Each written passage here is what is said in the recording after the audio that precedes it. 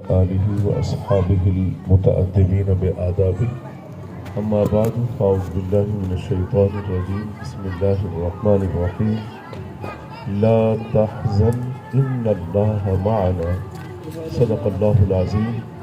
سب پڑھیے الصلاۃ والسلام علیک یا رسول اللہ وعلی آلک و اصحابک یا حبیب اللہ، الصلاۃ والسلام علیک یا رحمۃ للعالمین، الصلاۃ والسلام علیک یا خاتم النبیین۔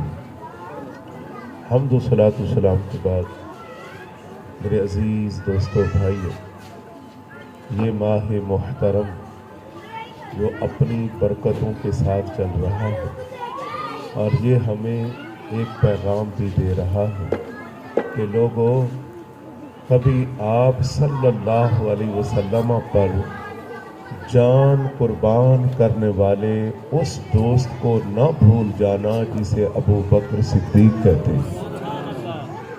اور آج 15 ہے اور اسی ماہ کی 22 کو امیر المؤمنین خلیفہ اول حضرت سیدنا ابو بکر صدیق رضی اللہ تعالی عنہ کا یوم وصال ہے، اور آپ کو جو مرتبہ ملا ہے، جو مقام ملا ہے، جو شان ملی ہے، جو عظمت ملی ہے، وہ حضور علیہ السلام کے توسل سے ملی ہے۔ یہی ہمارا عقیدہ ہے، یہی ہماری پہچان ہے۔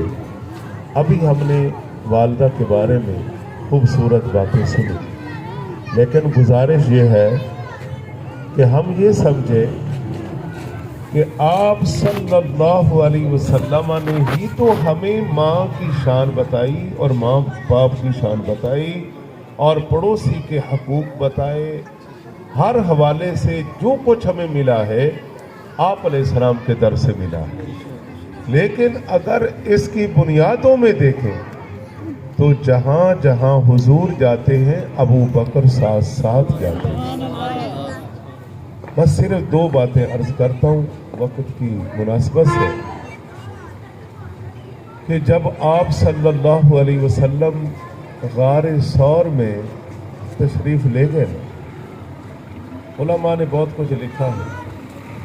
جب حضور غار ثور میں تشریف لے گئے، جب مخالفین آ گئے اور انہوں نے دائیں بائیں دیکھنے کی کوشش کی کہ اللہ کے نبی یہاں تو نہیں ہے، تو ابو بکر صدیق رضی اللہ تعالی عنہ گھبرائے، لیکن امام فخر الدین رازی رحمۃ اللہ علیہ تفسیر کبیر میں اور امام بخاری نے بخاری شریف میں یہاں ایک جملہ دیا، اور امام رازی نے اسی آیہ کریمہ کے تحت بیان کیا کہ جب وہ آپ علیہ السلام کو دیکھنے کے لیے اپنے آپ کو غار کے ان سوراخوں کے قریب کرنے لگے تو اللہ نے ان کی بینائی سلب کر دی۔ اللہ تعالیٰ نے انہیں اندھا کر دیا تھا۔ وہ کبھی مارے مارے ادھر پھرتے، کبھی ادھر پھرتے، چکر کاٹتے رہے، لیکن انہیں کچھ نظر نہ آیا۔ لیکن ادھر حق و صداقت کے شہنشاہ روتے ہیں، آنسو رخساروں پہ آتے ہیں۔ ایک واقعہ تو بیان کیا جاتا ہے نا کہ جو آپ کو سانپ ڈس رہا تھا، آپ اس درد سے روئے، وہ اپنی جگہ ہے، ہم اس طرف نہیں جا رہے، ہم اس طرف جا رہے کہ جو امام رازی بیان کر رہا ہے۔ امام رازی بیان کرتا ہے کہ آپ رضی اللہ تعالی عنہ کی آنکھوں میں آنسو آئے کہ یہ دشمن جو حضور علیہ السلام کو قتل کرنا چاہتے ہیں، یہ تو بالکل پاس آ گئے۔ اگر انہوں نے آپ علیہ السلام کو دیکھ لیا تو کہیں ایسا نہ ہو کہ اپنے مذموم مقصد میں یہ کامیاب ہو جاتے تو اللہ تعالیٰ کا دین تو مٹ جائے۔ پھر زبان سے دعائیں کرنے لگے کہ یا اللہ، جبکہ آقا علیہ السلام جو ہیں ابو بکر کی ران پر سر رکھے، حضور آرام فرمائے، حضور آرام فرمائے، اور ابو بکر صدیق رضی اللہ عنہ کی آنکھوں میں آنسو چھلکتے ہوئے آپ علیہ السلام کے रुख अनवर पर आ पड़े। हुजूर अलैहिस्सलाम ने आँख खोली, देखा कि अबू बकर क्या बात है, दुखी क्यों हो, रोते क्यों हो, ये कैफियत क्यों है। इससे पता चला कि इस तरह भी रोया जाता है कि मेरे महबूब पर, इस अल्लाह के प्यारे महबूब पर इस तरह का वक़्त आ गया है कि हर तरफ से दुश्मनों ने घेर लिया है। और आप अलैहिस्सलाम का पैगाम क्या है, मिशन क्या है, वो कायनात के अंदर अल्लाह ताला के दीन को पहुंचाना है। और तो हुजूर का कोई मकसद नहीं है। ये लोग हुजूर के मुखालिफ क्यों हैं? इसलिए कि अल्लाह के नबी सल्लल्लाहु अलैहि वसल्लम अल्लाह की वहदानियत का दर्स देते हैं, लोगों को दीन की तरफ बुलाते हैं, लोगों को कुरान की तरफ बुलाते हैं, लोगों को नमाज की तरफ बुलाते हैं। लेकिन आज हमने कुरान को भी छोड़ दिया, नमाज को भी छोड़ दिया, दीन इस्लाम को भी छोड़ दिया। हमारी हालत क्या है, हमारी कैफियत क्या है, हम कहाँ पे खड़े हैं? अगर एक घर में 10 अफराद हैं तो नमाजी कितने जी? 2 या 1 नमाजी है। अब ये सुनिए कि यहाँ पे हो क्या रहा है। ए अबू बकर तू क्यों रोता है? इमाम राजी लिखते हैं कि अबू बकर इसलिए रोते थे कि आज अगर दुश्मन कामयाब हो जाता है और अल्लाह के नबी को कत्ल करने में ये कामयाब हो जाते हैं तो फिर अल्लाह का दीन कौन आगे पहुंचाएगा? अभी दीन की शुरुआत है, दीन तो मिट जाएगा। फिर दिल ही दिल में कि या अल्लाह तो अपने महबूब के, तेरे महबूब के जो कातिल हैं उनको तबाह बर्बाद कर दे और अपने महबूब की मदद फरमा। ये बातें करते करते करते करते उनकी आंखों में आंसू आ गए थे। इमाम राजी ने ये कहा, दीगर बातों से मुझे इख्तिलाफ नहीं, लेकिन ये बात भी काबिल तवज्जो है। फिर आप अलैहिस्सलाम जब बेदार हो गए ना, आप अलैहिस्सलाम ने फरमाया कि अबू बकर क्या बात है?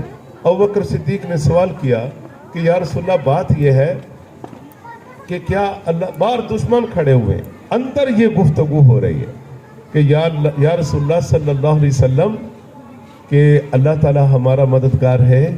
आय हाय हाय, अल्लाह ताला हमारे साथ है।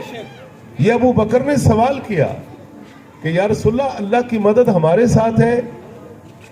आप अलैहिस्सलाम ने फरमाया कि अबू बकर ला तहज़न इन्नल्लाह माअना, तू गम न कर, अल्लाह हमारे साथ है। इसलिए आज अगर कोई अल्लाह रसूल के अहकाम की पाबंदी कर रहा है, अल्लाह रसूल के अहकाम का पासदार है, तीनों शरीयत पर चल रहा है, अल्लाह रसूल से मोहब्बत दिलो जान से करता है, तो उसके साथ अल्लाह रसूल की मदद है, अल्लाह उसके साथ है। आप अलैहिस्सलाम ने फरमाया कि अबू बकर अल्लाह की मदद हमारे साथ है। फिर आप अलैहिस्सलाम ने अपना हाथ मुबारक करीब किया, करीब किया, करीब किया कि अबू बकर रोते जा रहे थे। आप अलैहिस्सलाम अपने हाथों से उनके रुखसार पर जो आंसू पड़ रहे थे, हुजूर अपने हाथों से उन्हें साफ कर रहे थे। ओए अल्लाह के बंदो, वो क्या मंजर होगा, वो क्या समा होगा कि अबू बकर सिद्दीक के आंसू हुजूर अलैहिस्सलाम की मोहब्बत में निकले। तो यहां पर ही तो आला हज़रत ने बोला कि करूं तेरे नाम पे जा फिदा, करूं तेरे नाम पे जा फिदा।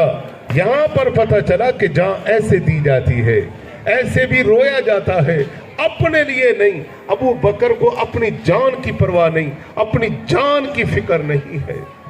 फिक्र है तो एक ही फिक्र है कि अल्लाह के नबी को कोई तकलीफ ना पहुंचे। अल्लाहु अकबर। उम्दतुत तहकीक फी बशायर आले सिद्दीक, अलामा इब्राहिम अबू उबैद मालिकी अलैहि रहमा की किताब से थोड़ी सी बात है कि जब गारे सौर की तरफ हुजूर जा रहे हैं तो आप अलैहिस्सलाम आगे वाले हिस्से पर दबाव देकर चल रहे थे, तो आप अलैहिस्सलाम के उंगलियां मुबारक जख्मी हो गई। जब जख्मी हो गई तो अबू बकर से बर्दाश्त नहीं हुआ। पहले अबू बकर क्या कर रहे थे? ये अल्लामा इब्राहिम मालिकी लिखते हैं کہ کبھی دوڑ کر آگے جاتے، کبھی دائیں، کبھی بائیں، کبھی پیچھے۔ حضور نے پوچھا ابو بکر ایسا کیوں کر رہے ہو؟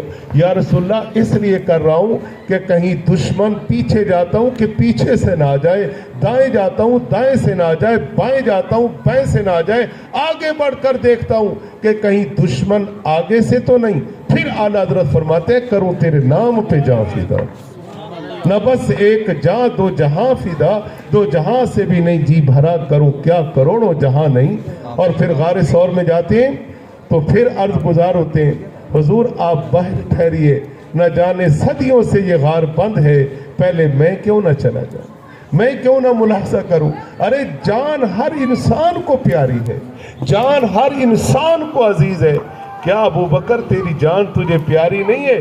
اگر اندر سانپ بچھو بیٹھے ہوں تجھ پر حملہ کر دیں تو پیاری نہیں ہے؟ نہ مجھے پیاری نہیں ہے، مجھے پیارے حضور ہیں صلی اللہ علیہ وسلم، مجھے پیارے حضور ہیں، میری جان میری آل اولاد۔ اب دیکھیں نا یار، حضور غار میں ہو، حضرت عبد الرحمن اور حضرت اسماء بنت ابی بکر دشمنوں کے اس نرغے سے روٹی پانی لے کر اپنے دوپٹے کے اندر روٹی چھپا کر بڑی حکمت عملی کے ساتھ کسی پہاڑ کا کبھی دائیں راستہ کبھی بائیں راستہ، سیدھے راستے سے بھی نہیں، چھپ چھپا کر غار ثور میں پہنچتی ہے۔ پورا خاندان حضور کی محبت پر قربان ہو چکا، حضور پر جان نثار ہو رہا ہے، لیکن آج کمزوری ہے ہماری۔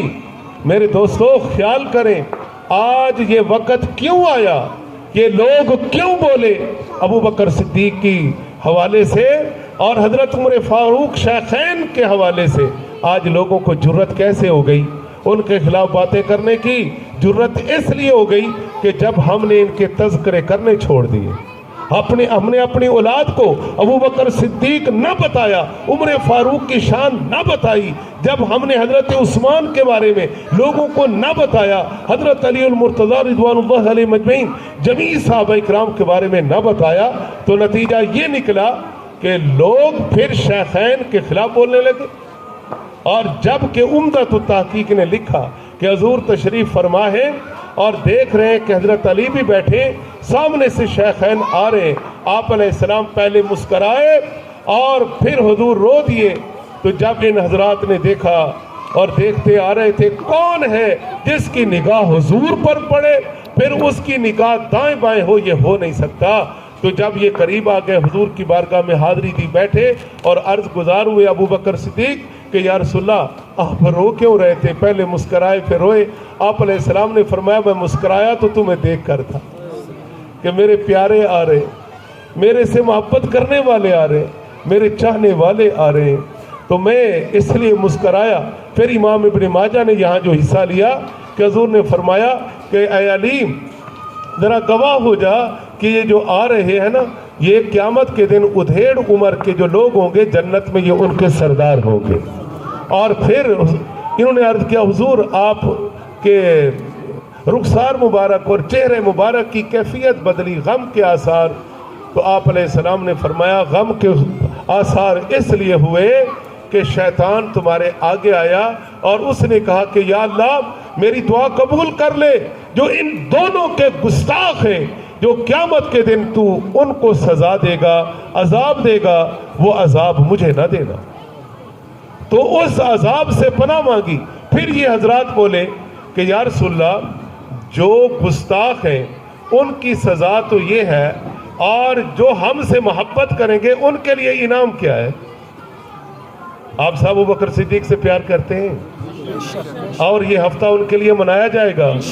ہماری مسجد سے مسلسل یہ اعلان ہے کہ گھر گھر میں شیخین کی فضائل بیان کرو، اور یہ عشرہ جو ہے خاص طور پہ ابو بکر صدیق کے حوالے سے مناؤ، اور اپنے چھوٹے چھوٹے بچوں کو ذمہ داری ہے کہ ہم بتائیں کہ یہ مہینہ کیوں ہے۔ جس طرح ربیع النور شریف ہم نے منا کر اپنے بچوں کے ذہنوں پر سوار کر دیا، آج جب ربیع النور آتا ہے چھوٹے چھوٹے بچے بھی جھنڈے جھنڈیاں لے کر نعرے لگاتے ہیں جی۔ تو اسی طرح وہ دن آئے کہ جب عمر فاروق کا دن آئے، عثمان کا دن آئے اور جناب علی حضرت ابوبکر صدیق کا دن آئے، حضرت علی پاک کا دن آئے، تو ہمیں بتانا نہ پڑے اپنے بچوں کو، بچے خود کہہ رہے ہوں کہ آج تو ابوبکر صدیق کا دن آ گیا ہے، آج ان کے تذکرے ہوں گے، آج ان کا ذکر ہوگا، آج ان کا دن منایا جائے گا۔ تو میرے عزیزوں، بس آخری جملے ہیں، اختتام، اور اس کے بعد یہی عرض ہے کہ ابوبکر صدیق کے لیے یہ پورا ہفتہ مناؤ، زیادہ خرچہ نہیں، جو خود جانتے ہو وہ خود بتاؤ۔ تو ان حضرات نے کہا کہ یا رسول اللہ جو ہمارے سے محبت کرتے ہیں ان کے لیے کیا ہے؟ تو آپ علیہ السلام نے فرمایا ان کے لیے تم اعلان کرو کہ ان کے لیے کیا ہے، ان کے لیے تم اعلان کرو۔ علامہ ابراہیم مالکی لکھتے ہیں کہ حضرت عمر نے کہا کہ یا رسول اللہ آپ گواہ ہو جائیں، میں نے اپنی ساری زندگی کے وہ اعمال میرے جو اللہ کی بارگاہ میں قبول ہیں اور ان لوگوں کے قبول ہیں خیال کرنا، یہاں شک کی ضرورت نہیں ہے، تو میں نے چوتھا حصہ اپنی نیکیوں کا، ان اعمال کا جو اللہ کی بارگاہ میں قبول ہیں، میں نے وہ سارے کا سارا ان کے لیے ہبہ کر دیا جو مجھ سے محبت کریں گے۔ پھر ابوبکر صدیق نے بھی یہی اعلان کیا، اور آپ علیہ السلام نے فرمایا کہ اس کو لکھو، اس کو لکھو۔ جب یہ دونوں نے تحریر کیا، پھر آپ علیہ السلام نے دستخط ثبت کیے، جبریل امین آئے کہ اللہ تعالیٰ فرماتا ہے کہ یہ تحریر میرے پاس بھیجو۔